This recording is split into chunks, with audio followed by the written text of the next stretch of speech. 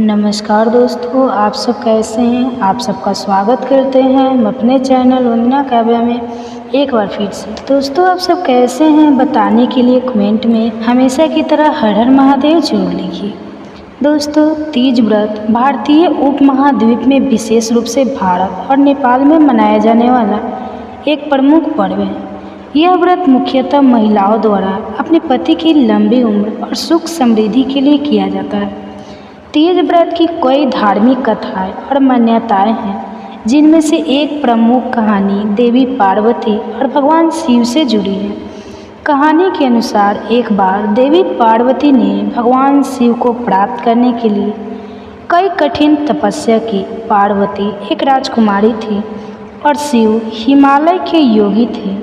उनका प्रेम और श्रद्धा इतनी गहरी थी कि उन्होंने कई वर्षों तक कठिन तपस्या की। इस तपस्या के दौरान पार्वती ने केवल फल फूल खाकर और कठिन साधना करके समय बिताया।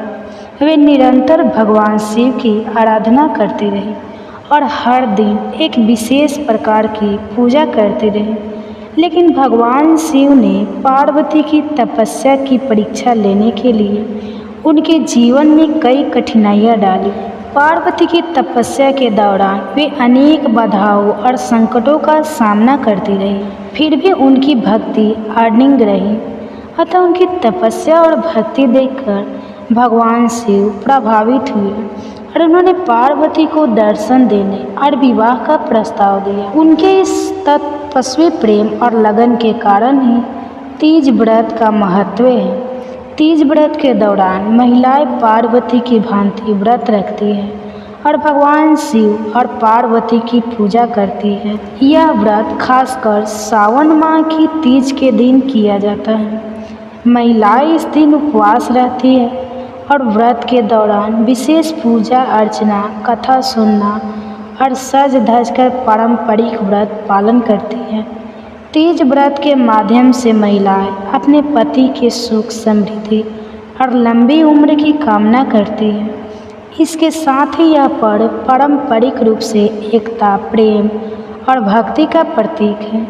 इस दिन महिलाएं एक साथ मिलकर पूजा करती है, गीत गाती है और विभिन्न सांस्कृतिक गतिविधियों में भाग लेती हैं। तीज व्रत का यह पर्व सिर्फ पति पत्नी के रिश्ते को मजबूत करने का माध्यम ही नहीं है, बल्कि यह एकता, भक्ति और सामाजिक समरसता का भी प्रतीक है। इस प्रकार तीज व्रत की कहानी हमें सिखाती है कि सच्ची भक्ति और तपस्या से किसी भी कठिनाई को पार किया जा सकता है और ईश्वर की कृपा प्राप्त की जा सकती है। हरितालिका तीज का व्रत विशेष रूप से भारतीय राज्यों जैसे कि उत्तर प्रदेश, बिहार, झारखंड, मध्य प्रदेश और राजस्थान में बड़े धूमधाम से मनाया जाता है। यह व्रत मुख्यतः शिव पार्वती के मिलन की खुशी में मनाया जाता है और विशेष रूप से महिलाएं इसे रखती हैं। कहानी की शुरुआत त्रेता युग से होती है, जब देवी सती और भगवान शिव की शादी को लेकर स्वर्ग लोक में बहुत ही खुशी का माहौल था। लेकिन सती के पिता दक्ष प्रजापति भगवान शिव को पसंद नहीं करते थे और इस वजह से उन्होंने अपनी पुत्री सती की शादी में निमंत्रण नहीं भेजा। सती इस अपमान को सहन नहीं कर पाई और अपने पति शिव के साथ इस शादी में जाने का निर्णय लिया। लेकिन जब वे वहां पहुंचे तो उन्हें अपमान और तिरस्कार का सामना करना पड़ा।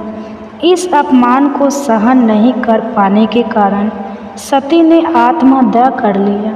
सती की इस घटना से भगवान शिव बहुत दुखी और क्रोधित हो गए। उन्होंने सती को पुनर्जीवित करने के लिए कई प्रयास किए, लेकिन असफल रहे। सती का पिता दक्ष ने जब देखा कि भगवान शिव ने अपनी पत्नी की मृत्यु से इतनी पीड़ा भोगी है, तो उन्होंने अपनी गलती का एहसास किया और भगवान शिव से क्षमा मांगी। फिर दक्ष ने शिव और सती की पूर्ण विवाह की व्यवस्था की। सती ने अपनी मृत्यु के बाद पार्वती के रूप में हिमालय पर जन्म लिया। पार्वती ने भगवान शिव को प्रसन्न करने के लिए कठोर तपस्या की। इस दौरान पार्वती ने अपनी कठिन तपस्या और व्रत के माध्यम से भगवान शिव को पुनः प्राप्त किया और उन्हें अपने पति के रूप में स्वीकार किया। हरितालिका तीज के दिन महिलाएं निर्जला व्रत करती है और पूरे दिन उपवास करती है। इस दिन विशेष रूप से सुंदर वस्त्र पहनकर पूजा की जाती है और 16 श्रृंगार किया जाता है। महिलाएं इस दिन भगवान शिव और माता पार्वती की पूजा करती है और अच्छे स्वास्थ्य, सुख, समृद्धि और पति की लंबी उम्र की कामना करती है। पूजा के बाद महिलाएं एक दूसरे को तीज की बधाई देती है और अपने परिवार की खुशहाली के लिए प्रार्थना करती है। इस प्रकार हरितालिका तीज व्रत का आयोजन न केवल धार्मिक अनुष्ठान के रूप में किया जाता है बल्कि एक सामाजिक और सांस्कृतिक उत्सव भी होता है। इस दिन की पूजा और उपवास का उद्देश्य केवल भगवान शिव और माता पार्वती के प्रति श्रद्धा ही नहीं बल्कि भारतीय संस्कृति और परंपराओं को संजोग रखने का भी है। तीज व्रत हिंदू धर्म में एक महत्वपूर्ण त्यौहार है जो विशेष रूप से महिलाएं द्वारा मनाया जाता है। यह व्रत भादो मास के तृतीया तिथि को रखा जाता है जिसे तीज के नाम से जाना जाता है। इस दिन को लेकर कई धार्मिक कथाएं प्रचलित हैं, लेकिन इसमें से एक ये भी कथा प्रमुख है जो इस व्रत की महत्वपूर्णता और इसके धार्मिक महत्व को उजागर करती है। कथा के अनुसार एक समय की बात है जब भगवान शिव और देवी पार्वती की प्रेम कहानी बहुत प्रसिद्ध थी। देवी पार्वती जो हिमालय की कन्या थी, भगवान शिव से विवाह के लिए कठोर तपस्या की थी।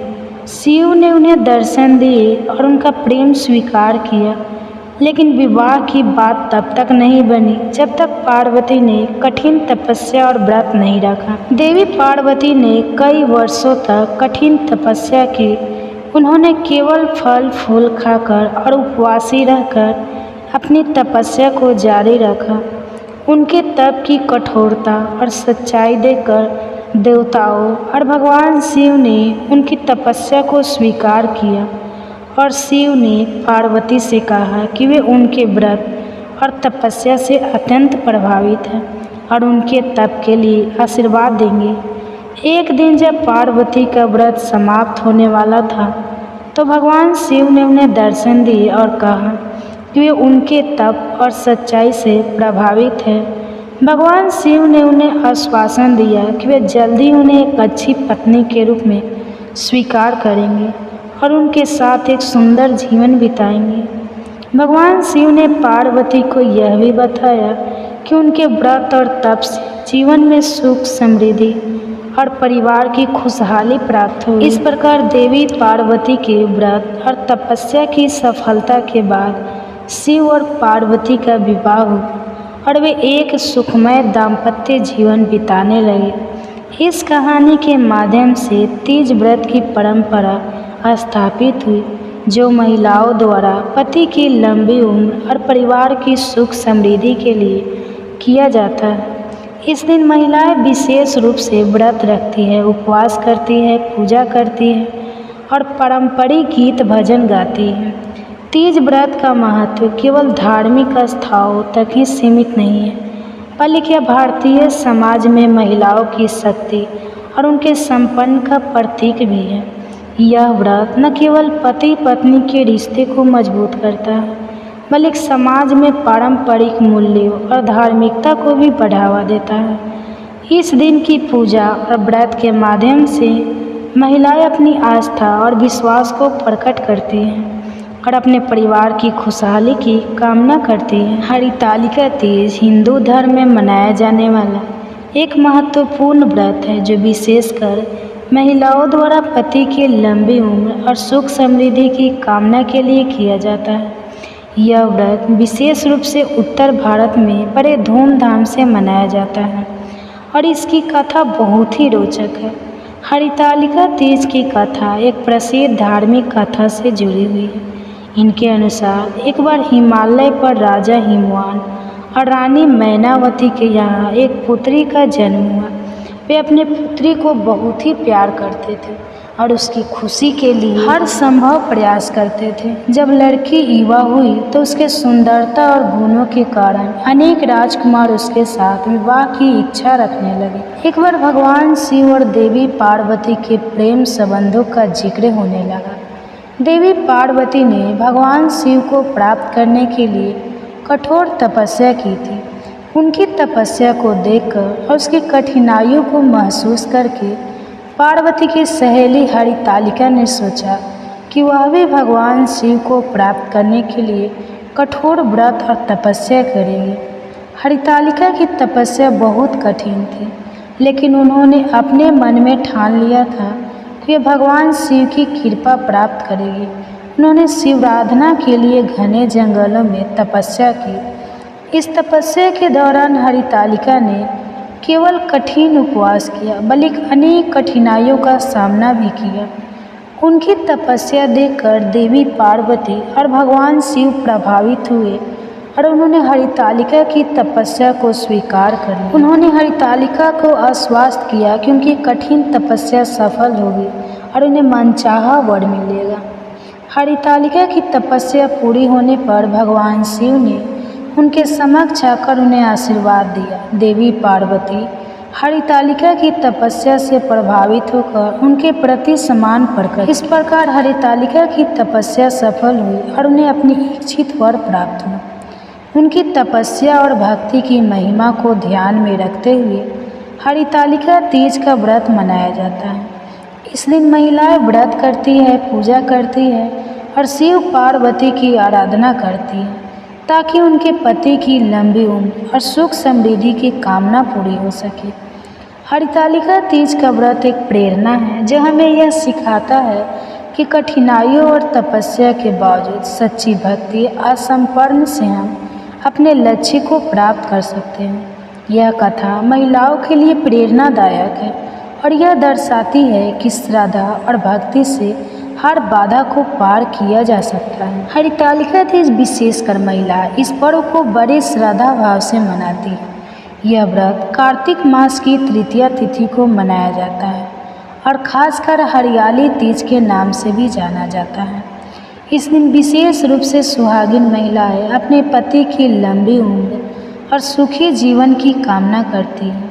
इसके साथ ही यह व्रत शिव पार्वती की आराधना का भी दिन होता है। आइए जानते हैं इस व्रत की कथा।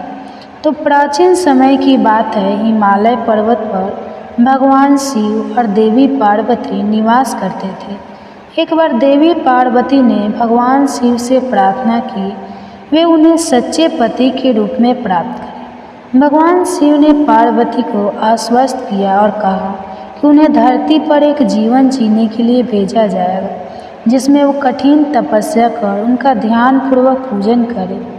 देवी पार्वती ने धरती पर आकर राजा हिमवान और रानी मैनावती के घर जन्म लिया। इस जीवन में उन्होंने एक सुंदर और खुशहाल जीवन बिताया। जब वह युवा अवस्था में पहुंची तो उनके माता पिता ने उनके लिए एक श्रेष्ठ वर की खोज की।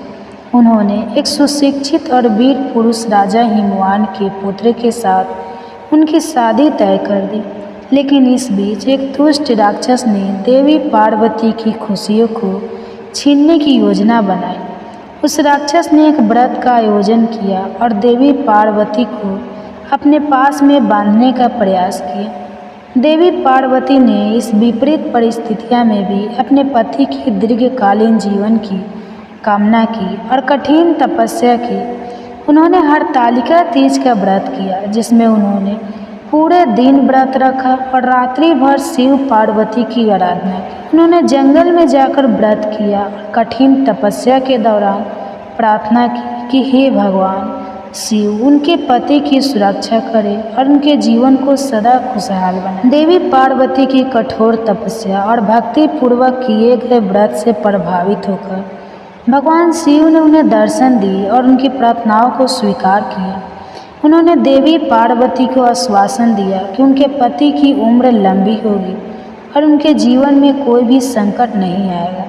इसके बाद देवी पार्वती और भगवान शिव का मिलन हुआ और उनका जीवन खुशी, सुखी और समृद्धि हुआ।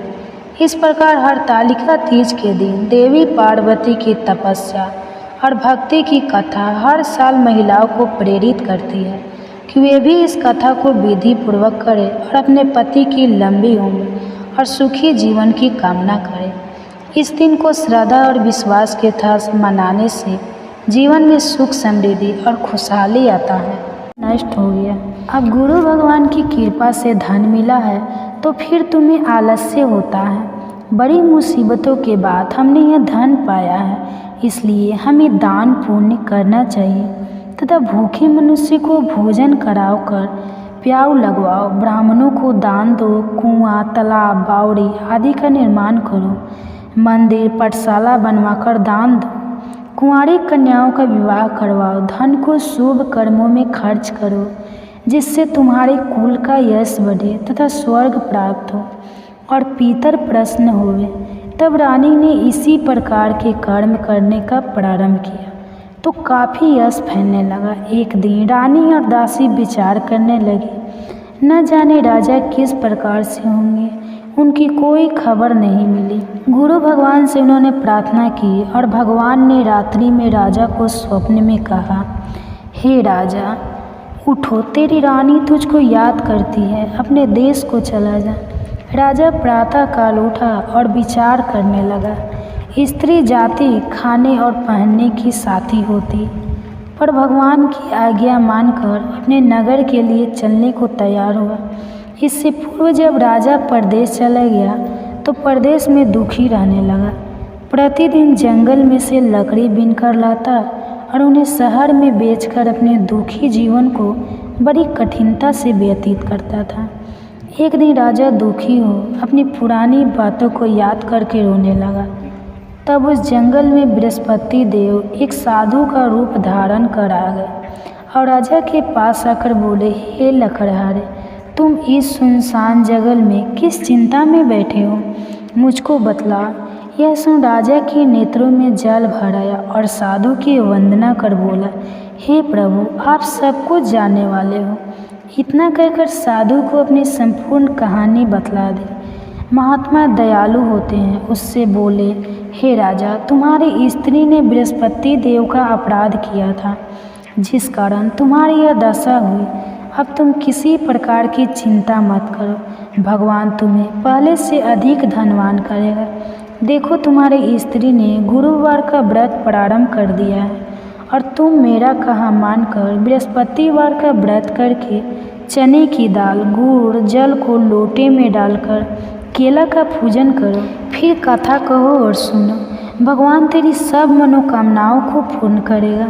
साधु महाराज को प्रसन्न देखकर राजा बोले, हे प्रभु, मुझे लकड़ी बेचकर इतना पैसा नहीं मिलता जिससे मैं भोजन करने के उपरांत कुछ पचा सकूं।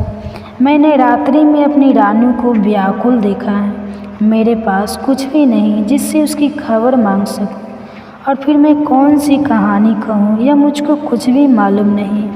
साधु ने कहा, हे राजा, तुम किसी बात की चिंता मत करो। बृहस्पतिवार के दिन तुम रोजाना की तरह लकड़ियाँ लेकर शहर को जाओ। रोज से दुगुना धन प्राप्त होगा जिससे तुम भली भांति भोजन कर लोगे तथा बृहस्पति देव की पूजा का सामान भी आ जाएगा।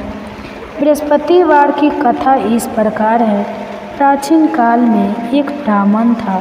का व्रत आपको 6 तारीख को रखना है, 6 सितंबर को। तो 6 सितंबर को पड़ रहा है शुक्रवार। अब एक दिन पहले पड़ रहा है गुरुवार, तो गुरुवार के दिन बाल कैसे तो बहुत बड़ी दुविधा। गुरुवार के दिन नहाए खाए कैसे होगा? यदि बाल नहीं धुला जाएगा तो क्या शुक्रवार को बाल धो सकते हैं या फिर नियम क्या है? तो दोस्तों, हरतालिका तीज ऐसा व्रत है जो सुहाग के लिए हम करते हैं। सुहाग के लिए जो भी व्रत किया जाता है वो अक्सर भगवान भोलेनाथ का व्रत होता है, माता गौरी का व्रत होता है। तो यह व्रत भी भगवान भोलेनाथ और माता गौरी का व्रत है जो कि हम 6 तारीख को यानी 6 सितंबर को करने वाले हैं। तो इस व्रत में कुछ विशेष चीज़ों की आवश्यकता होती है, जैसे सुहाग की सामग्रियों की और शादी की चुनरी की, अपने सिंदूरे की। और कुंवारी लड़कियां यदि करते हैं तो लाल पीले कपड़े से आप इस व्रत को कर सकते हैं, उठा सकते हैं। इस व्रत को इस बार उठाना है बहुत ही श्रेष्ठ है, क्योंकि हर योग हर संयोग से देखा जाए तो इस बार का व्रत बहुत ही उत्तम है। हरतालिका तीज व्रत में आप 6 तारीख को जब आप यह व्रत करेंगे उससे एक दिन पहले आपको कुछ विशेष बातों का ध्यान रखना है। जैसे कि जो भी धूप में आकर करने वाले काम होते हैं, मेहंदी लगवाने वाले काम होते हैं, वह 1-2 दिन पहले जाकर आप कर लीजिए। क्योंकि आप अगर एक दिन पहले जाते करते हैं और आप सोचते हैं कि अगले दिन आपका व्रत बहुत अच्छा निकलेगा, नहीं निकलेगा। एक्सपीरियंस है, देख लीजिए करके। अगर आप एक दिन पहले बहुत भाग दौड़ वाला काम कर देते हैं, जैसे 5 तारीख को बाज़ार जाना है, सामान लाना है, मेहंदी लगवाना है, यह करना है, वो करना है, फिर अगले दिन आपका व्रत बहुत ही कठिन तपस्या के साथ गुजरेगा। इसलिए व्रत को अच्छा निकालना चाहते हैं तो एक दिन पहले से ही रिलैक्स हो जाए, सारी तैयारियां हो सके। तो अब तो बहुत कम टाइम बचा है, तो आप पहले से करके रख लें। और दूसरी चीज़ ना है कि बहुत ज़्यादा परेशान होने की ज़रूरत नहीं। भगवान भोलेनाथ से प्रार्थना करिए कि ये व्रत हर साल हमारे जीवन में आए और हम इस व्रत को हर साल करें।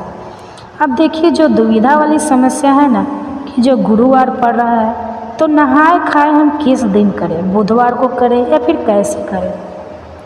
देखिए दोस्तों, नहाए खाए का मतलब यह होता है कि आप पूरी तरह से शुद्ध हो जाए। नहाए खाए का यही मतलब होता है कि आप पूरी तरह से शुद्ध होकर अब आज से शुद्ध आचरण करके शुद्ध तरीके से रहेंगे।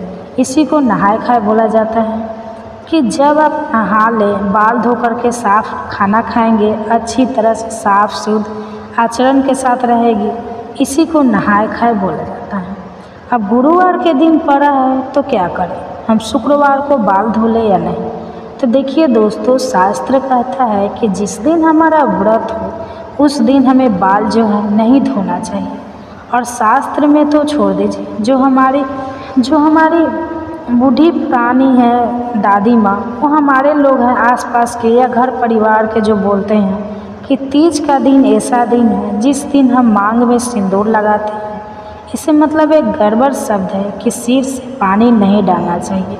अगर आप लोगों के यहाँ कोई ऐसी परंपरा है, बड़े बुजुर्ग लोग बताते हैं कि आज पानी डाल लो तो ठीक है, लेकिन देखिए जो मेरी परंपरा है, मेरे अनुसार, क्योंकि इन सब व्रतों में ना सबसे ज़्यादा जो परंपरा मान्य होती है अपने परिवार की होती है, किसी के कहने से नहीं। तो मेरे कहने से नहीं करिएगा, आप लोग इस बात का ध्यान रखिएगा।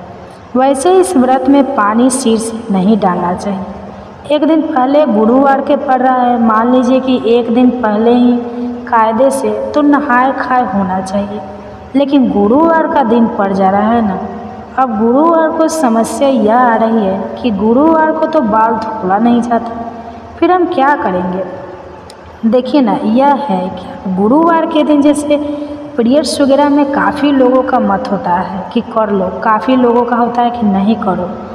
तो जो नहीं करो वाला होता है उसी से मेरा मत है। मेरे परिवार में जैसे कि कोई नहीं धुलता है, और अगर परिवार की भी बात मैं करूँ तो मन नहीं मानता है। मैं अपनी बात बता रही हूँ, मेरा मन किसी स्थिति में नहीं मानता है कि गुरुवार, क्योंकि गुरु ग्रह को जब आप विधिवत समझेंगे ना, उनको गुण तरीके से समझेंगे ना, आपका भी दिल नहीं करेगा कि गुरुवार को बाल धोए। तो मेरा मन भी नहीं करता है गुरुवार को। और एक दिन अगर लहसुन प्याज नहीं खाते हैं हम, तो हमारा कोई बिगड़ नहीं जाएगा। बिना लहसुन प्याज के भी बहुत बेहतर खाना बन सकता है, सिर्फ बनाने की तरीका होना चाहिए और सारी चीज़ें बन सकती हैं। तो आप हो सके तो बुधवार को बाल धो लें, और बुधवार को बाल धोने के बाद आप जो है अपना शुद्ध सात्विक आहार करें। और मैं जो मानती हूँ कि तामसिक चीज़ें जितनी कम से कम ले उतना बेहतर है। तो सारी चीज़ें अगर आपको पकौड़ा पकौड़ी ही खाना है, वो भी बिना लहसुन प्याज के बना सकती हैं। तो हो सकता है, बन सकता है। तो हो सके तो आप लोग एक एक दिन पहले ना करके आप लोग बुधवार को ही बाल वगैरह धो लें, और गुरुवार के दिन, और अगर किसी कारण से आपको दिक्कत है, आप साफ लिए पीरियड से, तब उस स्थिति में आप शुक्रवार जिस दिन व्रत है उस दिन भी पानी डाल करके साफ हो जाती हैं। अब कुछ जो हमारी बहनें बिहारी की है, उनका ये प्रश्न होता है कि हमारा मन नहीं मानता है, जिस दिन व्रत रहता है मन करता है पानी डाल के देखिए। तो जीवित पुत्रिका में डाला जाता है और अन्य गणेश चौथ है उसमें भी डाल सकती हैं, लेकिन ये तीज में आप रहने ही दीजिए, क्योंकि तीज में मत डालिए सिर के ऊपर से पानी, क्योंकि अभी आपको सिंदूरे का सिंदूर लगाना है। तमाम तरह के नियम होते हैं। तो अब मैं जानती हूँ इस व्रत इस तरीके से आपको करने से कोई नुकसान नहीं होगा। आप बिल्कुल आराम से अपने सिंदूरे का सिंदूर लगाइए।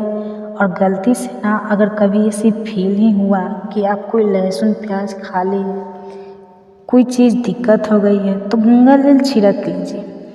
माता गौरी को आपने कौन सा बहुत बड़ा अपराध किया, आपने तो केवल गलती से लहसुन प्याज खा ली। तो भगवान की ही बनाई हुई सारी चीज़ें, घबराए नहीं। यह जरूर तामसिक है, लेकिन आप घबराए नहीं। आप जो है सिर के ऊपर से पानी डालने, गंगा जल छिड़क ले, सारी चीज़ें शुद्ध हो जाएगी।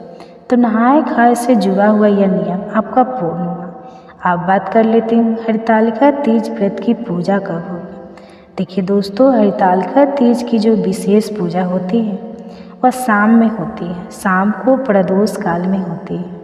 तो शाम को प्रदोष काल का जो शुभ मुहूर्त है वो 6:41 से, जो अच्छा मुहूर्त बढ़िया मुहूर्त होता है वो 6:41 से हो रहा है। तो आप इस मुहूर्त में घर में या बाहर पूजा कर सकते हैं। अब कब तक रहेगा यह मुहूर्त? तो पूरी रात आप हरितालिका तीज में जागरण और पूजन कर सकते हैं।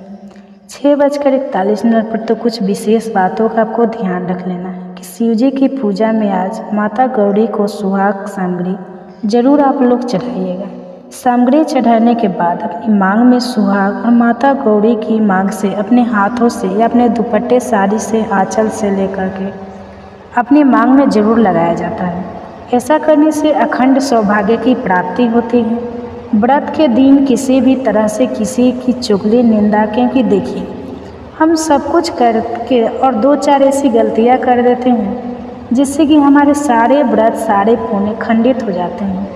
जैसे कि फ़ोन पर बात करना, किसी को अपशब्द बोलना, यह सब नहीं करेगा आप लोग, क्योंकि हम किसी को कहने वाले, अपराध करने वाले को क्षमा करने वाले, तो क्षमा तो हम कर सकते हैं, क्योंकि अच्छी चीज़ों को करने से बहुत बेहतर रहता है। लेकिन हम किसी को सज़ा देने वाले कभी नहीं बन सकते। तो किसी की शिकायत करना, निंदा करना रोज़ के जीवन में तो ये 100% नहीं गलत हो सकता है। लेकिन हाँ, आप व्रत के दिन तो इन चीज़ों से दूर रहिए। तभी, क्योंकि इतना कठिन व्रत है, ये इतना कठिन है कि जो करता है केवल वही जानता है, और किसी को क्या बताओ। जो महिलाएं करती हैं ना वो जानती है, चिल्लाने लगती है 15 दिन पहले से ही, हरितालिका तीज। तो क्यों चिल्लाती है? वो जानती है क्योंकि उनके लिए बहुत भार होता है। हम लोगों के लिए बहुत भार होता है। हम लोग जानते हैं कि किसी की तरह ये व्रत निकले, तो इसलिए आप लोगों को भी बताते रहते हैं। साथ साथ हम लोग भी कुछ चीज़ों से अलर्ट होते रहते हैं। तो यही ज़रूरी बातें थी जो आप लोगों को बताना था। हरितालिका तीज के दिन पूजा कितनी बार आपको करना चाहिए? देखिए दोस्तों, फायदे के अनुसार 2 बार करना चाहिए। एक सुबह में जो सामान्य घरेलू की पूजा होती है, और दूसरा शाम को विधिवत पूजा करें। आप घर में पार्थिव शिवलिंग बनाकर पूजन कर सकते हैं, फिर सामान्य वाला शिवलिंग आप जो घर में है उससे पूजा कर सकते हैं, या फिर मंदिर जाकर के भी गौरी माता की पूजा, शिव जी की पूजा कर ले सकते हैं। नियम तो यही कहता है कि आप विधिवत मंडप बनाएं, फुलेरा लगाएं और उस तरीके से करके तीज की पूजा करें। हो सकता है शरीर में ताकत रहे तो आप लोग कर लीजिएगा, नहीं ताकत रहती है तो बस सामान्य करिए कि सुबह घर में पूजा कर लीजिए, शाम में जो फल मिठाइयाँ जो चीज़ें हैं वो घर में चढ़ा लीजिए, और शाम को ले जाके शिवलिंग की पूजा कर लीजिए और गौरी जी की पूजा कर लीजिए, हाथ जोड़ लीजिए। प्रभु इतनी ही शक्ति थी, बिना पानी के हम और नहीं कर सकते, इतना बोलकर पूजा कर लीजिए। चलिए अब मैं मिलती हूँ अन्य वीडियो में। धन्यवाद। बताऊँगा, कृपया आप इस कथा को ध्यानपूर्वक सुनना, और जो भी मनुष्य इस कथा को पूरा सुनेगा तो वह कभी भी इस अवसर को अपने हाथ से जाने नहीं देगा। ब्रह्मा मुहूर्त का रहस्य जानकर पूरा जीवन बदल जाएगा। भगवान शिव कथा को सुनाना प्रारंभ करते हैं और माता पार्वती से कहते हैं, बहुत समय पहले की बात है, काशी में दानव नाम का एक लड़का रहता था। वह लड़का बहुत ही अच्छा था, लेकिन उसकी एक गलत आदत ही थी। वह देर तक सोता रहता था। सुबह उसे जगाने के लिए घर वाले कई प्रयास करते थे, परंतु वह रोजाना सुबह देर तक उठता था। वह लड़का कभी भी 9 बजे से पहले नहीं उठता था। जब वह बालक था तब परिवार वालों ने सोचा कि जब यह बड़ा हो जाएगा तो इसकी आदत में सुधार हो जाएगा, परंतु वह लड़का जैसे जैसे बड़ा होता गया उसकी यह आदत और भी ज़्यादा गहरी होती चली गई। दुनिया इधर से उधर हो सकती थी, लेकिन वह लड़का कभी भी जल्दी नहीं उठ पाता था। उसके पिता इसकी इस आदत से बहुत ज़्यादा परेशान रहने लगा था। उस लड़के को ढेरों नकारात्मक शक्तियों ने घेर लिया था। वह सभी को पलटकर जवाब देता था और दिन भर उदास रहता था, जबकि असर उसके स्वास्थ्य पर भी पड़ रहा था। जब उस लड़के को यह पता लगा कि उसके सारे मित्र सफलता को प्राप्त कर चुके हैं, तब वह और भी ज़्यादा चिंतित हो गया और ईश्वर को कोसने लगा। वह बार बार यही कहता था कि मेरी किस्मत ही खराब है, परंतु उसके पिता अच्छी तरह से जानते थे कि उस लड़के के असफल होने के पीछे क्या कारण है।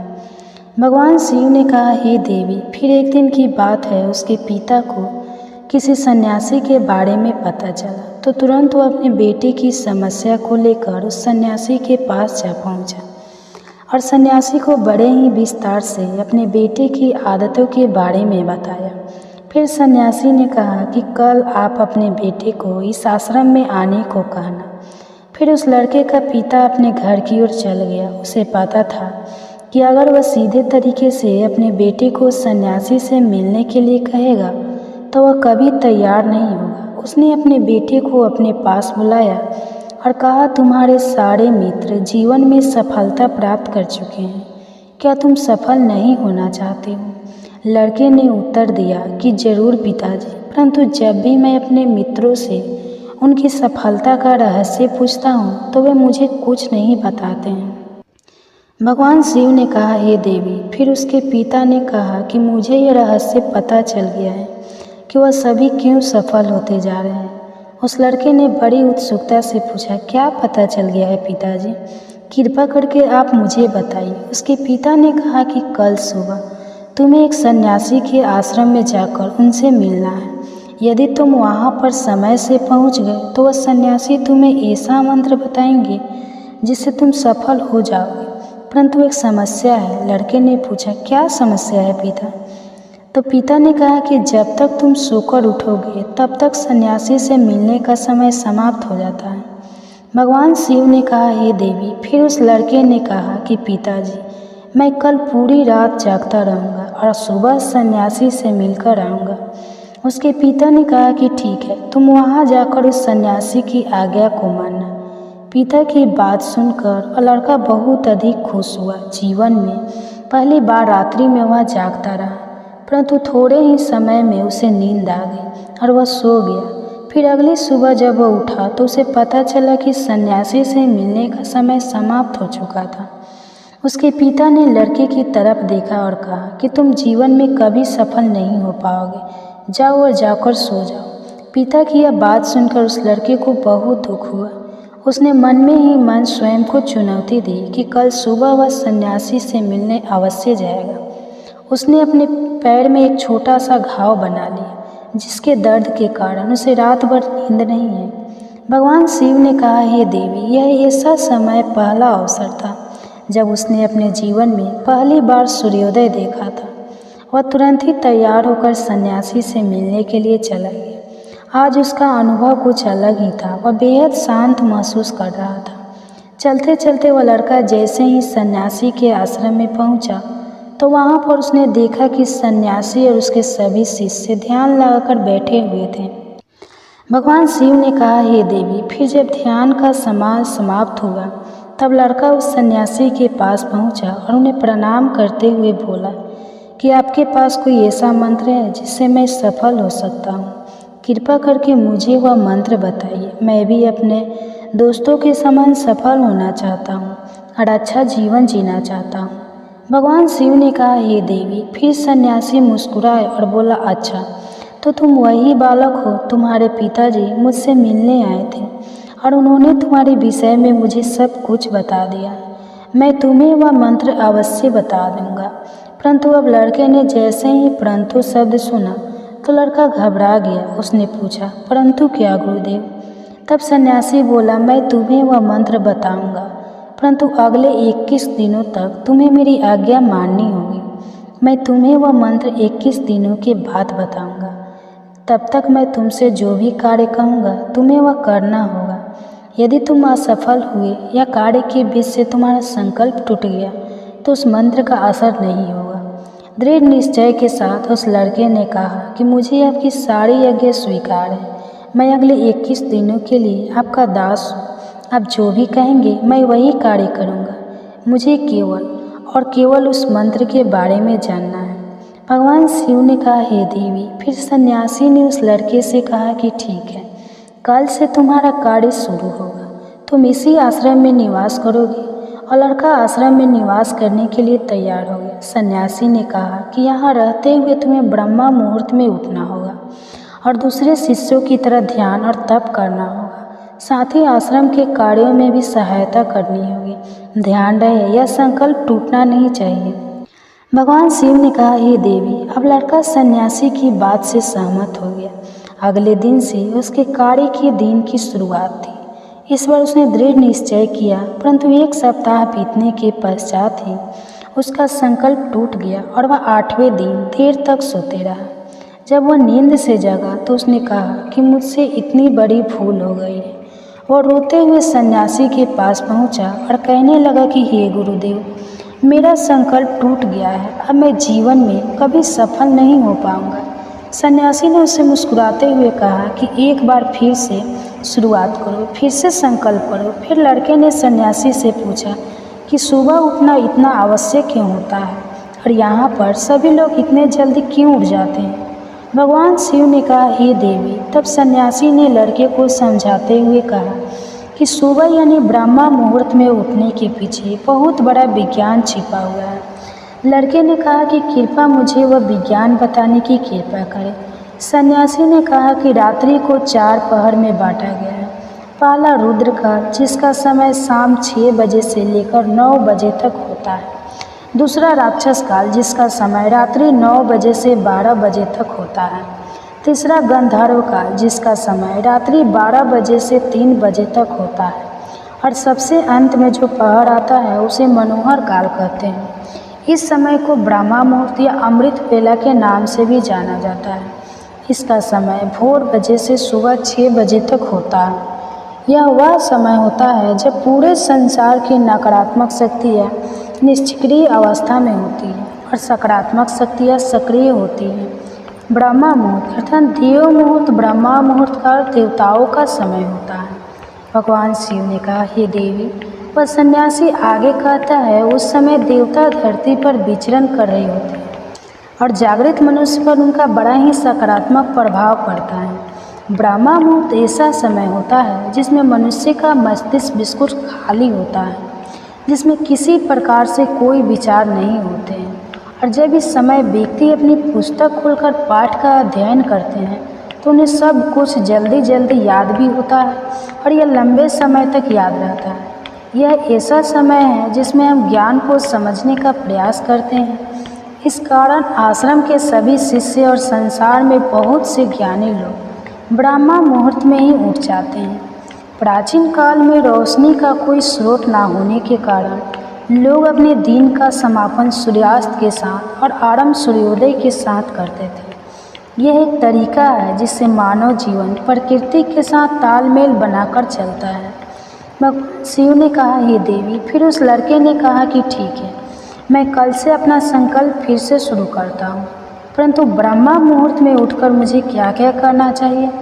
तब से कहा कि ठीक है, तुम्हें बताता हूँ कि ब्रह्मा मुहूर्त में क्या करना चाहिए और कैसे करना चाहिए। सबसे पहले उठकर धरती माता पर पाँव रखने से पहले धरती माता को प्रणाम करना चाहिए और अपनी दोनों हथेलियों को देखना चाहिए और ईश्वर को धन्यवाद देना चाहिए कि उन्होंने तुम्हें आज का सूर्योदय देखने का अवसर दिया है।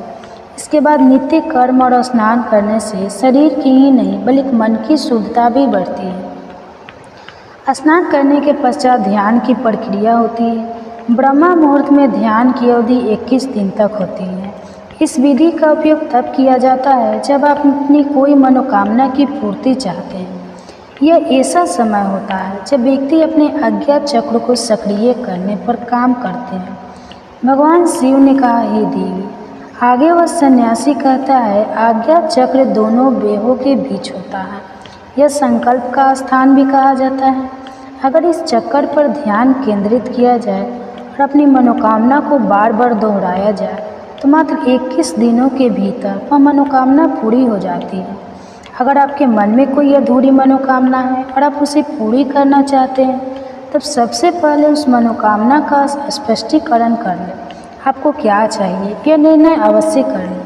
इसके बाद ध्यान की विधि को शुरू करें। ब्रह्मा मुहूर्त में स्नान के बाद एक ऐसा स्थान चुनें जहाँ पर वायु का प्रवेश हो। ध्यान में शुद्ध प्राण वायु का होना आवश्यक होता है। मुद्रा में रीढ़ की हड्डी सीधी होनी चाहिए, साथ ही गर्दन भी सीधी होनी चाहिए। सुखासन की अवस्था में दोनों हाथों को घुटने पर रखकर आंखें बंद करके बैठ जाए। हाथों की मुट्ठी को बंद कर ले और 2-3 मिनट तक बिल्कुल शांत हो जाए। जब आपका शरीर स्थिर हो जाए और श्वास भी शांत हो जाए, तब उसके बाद अपना सारा ध्यान अज्ञात चक्र पर लगाएं। इस दौरान लंबी गहरी सांस लें और सांस को रोक कर रखें। इस समय आप अपनी इच्छा को मन ही मन दोहराएं और अपने मन में इष्ट देव और देवी देवताओं और गुरुजनों का चिंतन करें। भगवान शिव ने कहा, हे देवी। उस सन्यासी ने कहा, जब सांस को रोकना कठिन हो जाए तब धीरे धीरे सांस को बाहर की ओर छोड़ें। सांस को नाक से भरें और मुख से बाहर छोड़ें। इस प्रक्रिया को 3 से 4 बार प्रतिदिन दोहराएं। ऐसा प्रतिदिन करने से आपकी जो मनोकामना है वह अवचेतन मन तक अवश्य पूर्ण जाएगी और इच्छा पूर्ति जल्दी होगी। अज्ञात चक्र सक्रिय होता है और हमारी आज्ञा को पूरा करता है।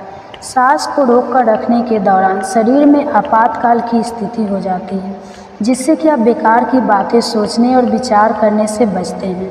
ब्रह्मा मुहूर्त के समय ईश्वर की विशेष कृपा होती है और कोई भी व्यक्ति अपनी मनोकामना को इस समय दोहराता है तो उसकी इच्छा जल्द से जल्द पूरी होती है।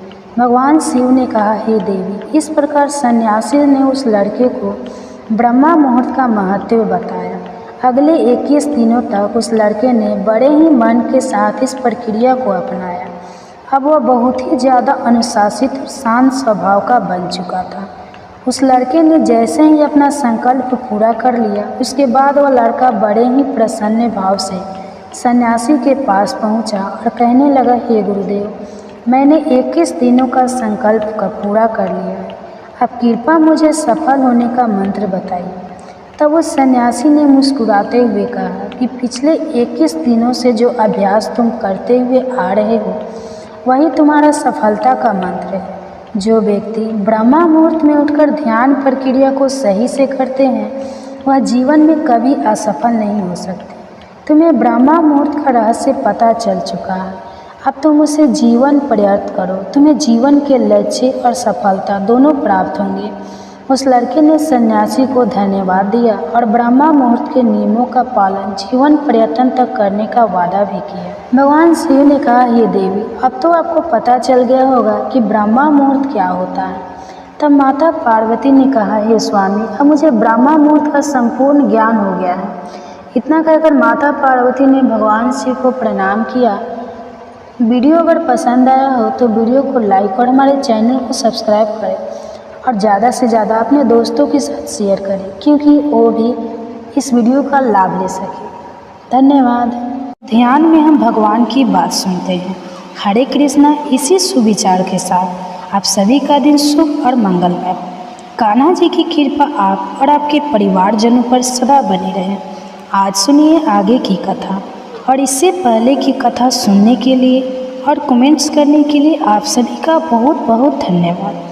आप कथा सुनने के बाद वीडियो को लाइक और कमेंट जय श्री कृष्णा जरूर लिखिए, क्योंकि वीडियो को लाइक करने से पता चलता है कि आपको कथा बहुत अच्छी लगी है। और जब आप कमेंट्स करते हैं तो बदले में मैं भी आपको उत्तर दे पाती हूँ, जो कि मुझे बहुत अच्छा लगता है।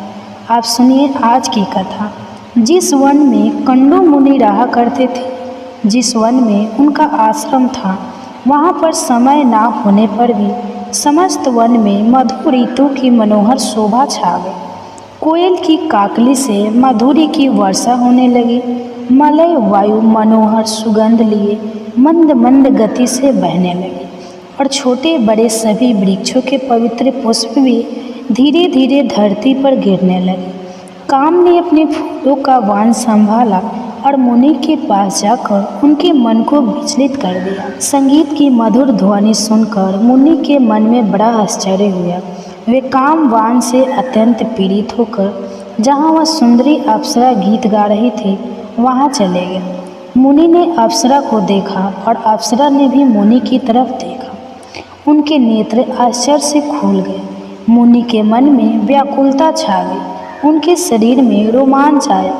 अब वे पूछने लगे कि सुंदरी तुम कौन हो, किसकी पुत्री हो और तुम्हारी मुस्कान तो बड़ी मनोहर है। शुभम्र मेरे मन को मोह लेती हो। सुमध्य में अपना सच्चा परिचय दो। तो प्रेमलोचा बोली, मुने मैं आपकी सेविका हूँ और फूल लेने के लिए आई हूँ। शीघ्र आज्ञा दीजिए, मैं आपकी क्या सेवा करूँ। अप्सरा की यह बात सुनकर मुनि का धैर्य टूट गया। उन्होंने मोहित होकर उसका हाथ पकड़ लिया और उसे साथ लेकर अपने आश्रम में प्रवेश किया। यह देखकर कामदेव वायु और वसंत कृत होकर जैसे आए थे उसी प्रकार स्वर्ग को वापस लौट गए। वहाँ पहुंचकर उन्होंने इंद्र से प्रेमलोचा और मुनि का सारा प्रयाग का सुनाया। सुनकर इंद्र और सभी देवताओं का मन प्रसन्न हो गया। कंडू मुनि ने अप्सरा के साथ आश्रम में प्रवेश करते ही अपना रूप कामदेव के समान मनोहर और तरुण बना लिया। दिव्य वस्त्र और आभूषण धारण कर लिए। अब देखने में उनकी अवस्था 16 वर्षों की जान पड़ती थी।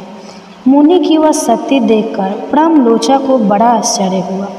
ओहो, इनकी तप शक्ति तो अद्भुत है। ऐसा कहकर वह बहुत प्रसन्न हुए। कंडू मुनि स्नान, संध्या, जाप, होम, स्वाध्याय, देव पूजन, व्रत, उपवास, नियम और ध्यान सब कुछ छोड़कर अब रात दिन उसी के साथ साथ विवाह करने लगे। इसी में वे आनंद मानते थे।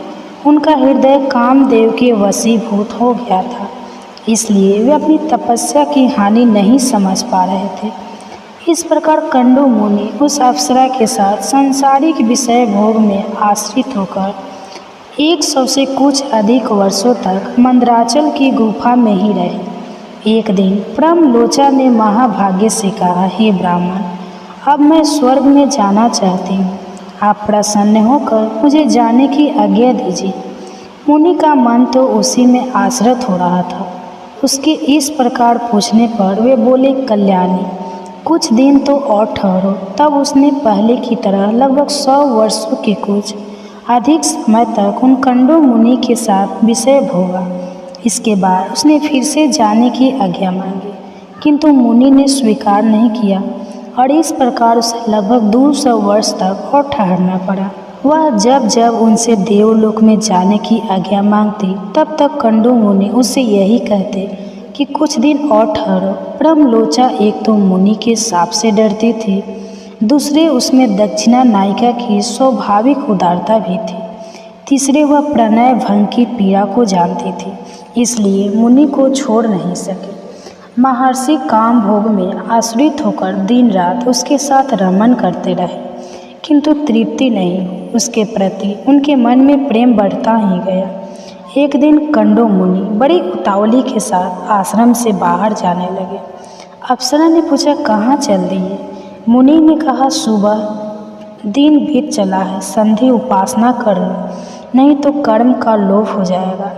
प्रेमलोचा को बड़ी खुशी हुई। उसने हंसकर पूछा, सब धर्मों के ज्ञाता महात्मा जी, क्या आज ही आपका दिन बीता है? आपकी यह बात सुनकर भला किसको आश्चर्य नहीं होगा। प्रेमलोचा की बात सुनकर मुनि कहने लगे, कल्याणी, अभी सुबह ही है, तुम इस नदी के सुंदर तट पर आई हो। उसी समय मैंने तुम्हें देखा, परिचय हुआ और तुम मेरे आश्रम में आ गई। अब वह दिन बीता है और यह संध्या का समय उपस्थित हुआ है, फिर यह परिहास तुम किस लिए कर रही हो? सच बात बताओ। प्रेमलोचा बोली, ब्राह्मण, यह ठीक है कि मैं प्रातः काल में ही आई थी, इसमें तनिक भी झूठ नहीं है, लेकिन आज तब से सैकड़ों वर्ष बीत चुके हैं। प्रेमलोचन की यह बात सुनते ही मुनि को बड़ा भय हुआ। उन्होंने विशाल नेत्रों वाली उस अप्सरा से पूछा कि भीरु, सच सच बताओ तो सही, तुम्हारे साथ लगातार रमन करते हुए